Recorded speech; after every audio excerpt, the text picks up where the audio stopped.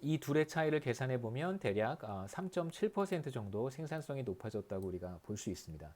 또 분명한 차이는 기존의 인센티브 제도를 도입하고 있었던 회사의 경우에는 추가적인 인센티브를 도입한다고 해도 비교적 효과가 크지 않고요. 반대로 이제 인센티브가 사실 없었던 혹은 매우 약했던 그런 사업장에 우리가 성과급 제도라는 것을 도입하게 되면 그러면 이제 성과의 차이가 매우 크게 나타날 수 있다는 걸 우리가 확인을 했습니다. 마지막으로 살펴봤던 것은 무엇이냐면 우리가 세 번째 실험 결과 세 번째에서 봤듯이 퀀터티 퀄리티 트레이드 오프가 존재하는 거잖아요. 퀀터티에만 상당히 많은 노력을 집중을 하고 직원들이 퀄리티에 대한 측면은 이제 간과하는 문제가 나타났었습니다. 자, 그런데 과연 이 두 다른 그룹에서 그러니까 시급과 같은 급여 체계를 채택하고 있는 회사에서 이런 퀀터티 퀄리티 트레이드 오프가 더 심할까? 아니면 성과급을 채택하고 있었던 회사에서 이런 퀀터티 퀄리티 트레이드 오프가 더 심할까를 한번 우리가 살펴볼 필요가 있습니다.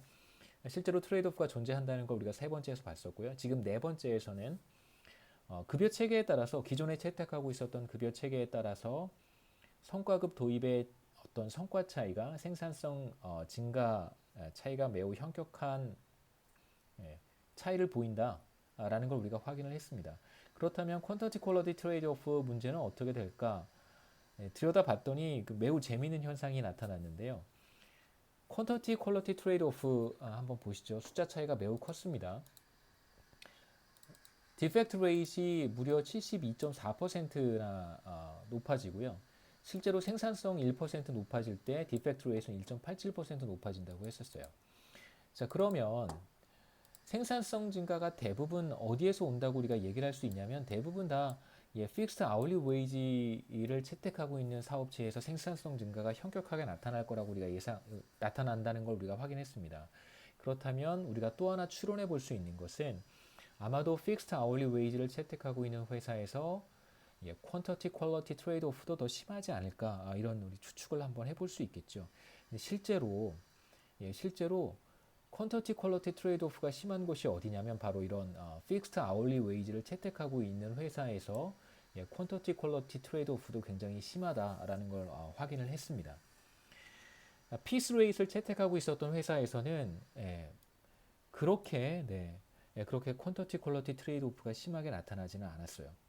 그러니까 고정급 픽스드 아울리 웨이지를 채택하고 있는 회사에서 실제로 디펙트 레이시 엄청나게 높아지는 현상이 나타났어요. 하지만 성과급을 지급하고 있는 회사에서는 물론 여기에서도 디펙트 레이시 높아지기는 해요. 하지만 우리가 이제 통계적인 기법을 사용해 보면 이러한 현상이 실제로 통계적으로 의미가 있다라고 말하기는 좀 어렵습니다. 통계적 기법을 우리가 뭐 자세히 여기서 얘기는 하지 않을 텐데요.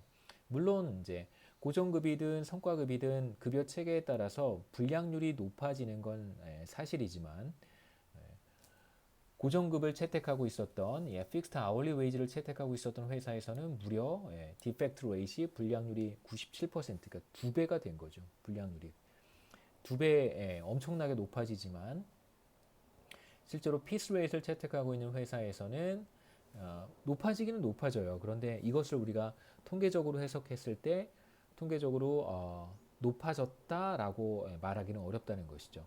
그래서 급여 체계에 따라서 인센티브 도입의 어떤 효과가 달라질 수 있고요.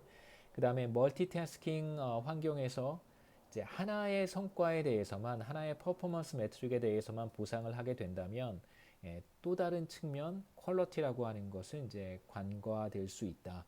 그리고 그 코스트라고 하는 것이 비교적 매우 클 수 있다라고 하는 걸 이제 두 번째 실험에서 우리가 확인을 했습니다. 뭐 다음 케이스는 제가 다음 동영상 클립에서 또 계속해서 이어서 하겠습니다.